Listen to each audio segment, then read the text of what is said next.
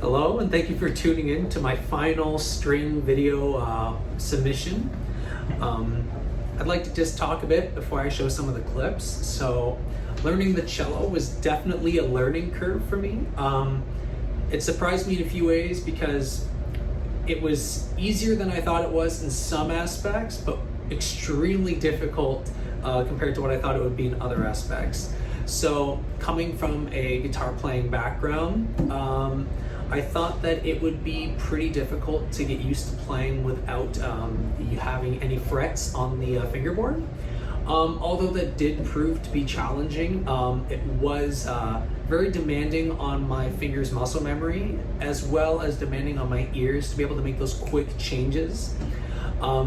Normally with a guitar, I can tell that the note is incorrect just based off the finger positioning and knowing I'm off of a fret, but not the case for this instrument, so I had to solely rely on using my ears. The most difficult aspect for me for learning the cello was definitely incorporating the use of the bow. I found that the bow was just, compared to holding a guitar pick, my hand grew very tired of holding it very quickly. I tended to over grasp and have too tight of a grip on the bow, causing grinding in previous clips. And overall, the bow was definitely the biggest challenge for me to figure out, and I'm still learning it.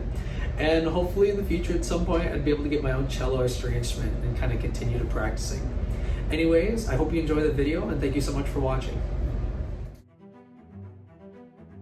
In this first clip, it's to demonstrate how I spent the first week focusing primarily on the left-hand technique.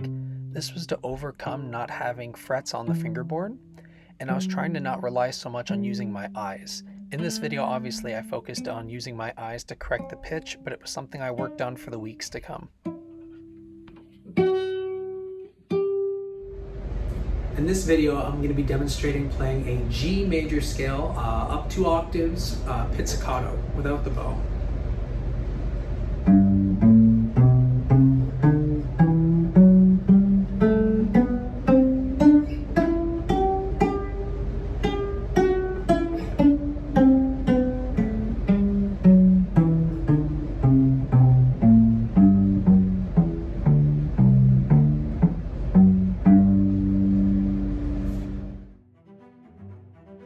Major scale. When learning how to use the bow, I was going strictly off of intuition for the first week, and I did not want to look up any videos to assist me.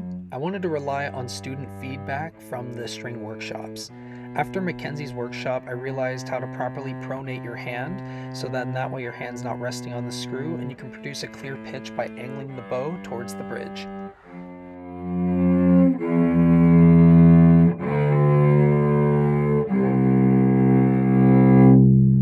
In this video, I'm going to be demonstrating a 1 octave G major scale played with the bow.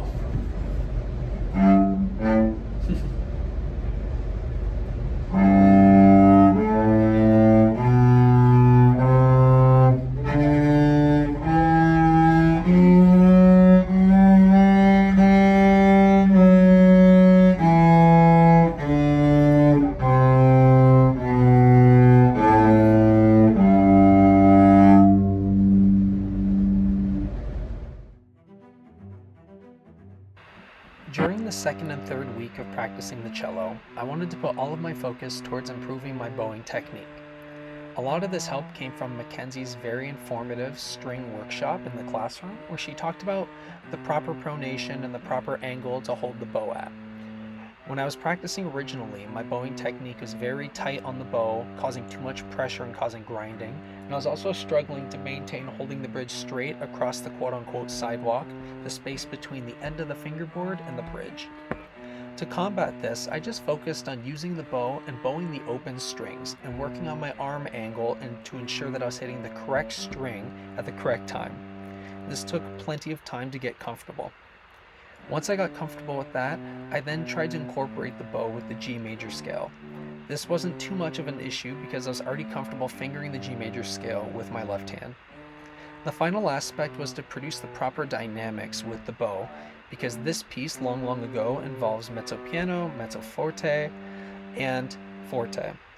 This involved me having to practice using different pressures of the bow onto the string to create these dynamics, but to not go too light as to not produce a pitch, but not to go too hard and to create grinding.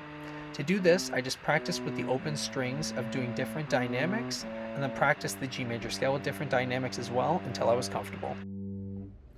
In this clip, I'm going to be demonstrating the piece Long, Long Ago, written by T.H. Bailey from the Suzuki Songbook, with the bow. And from memory.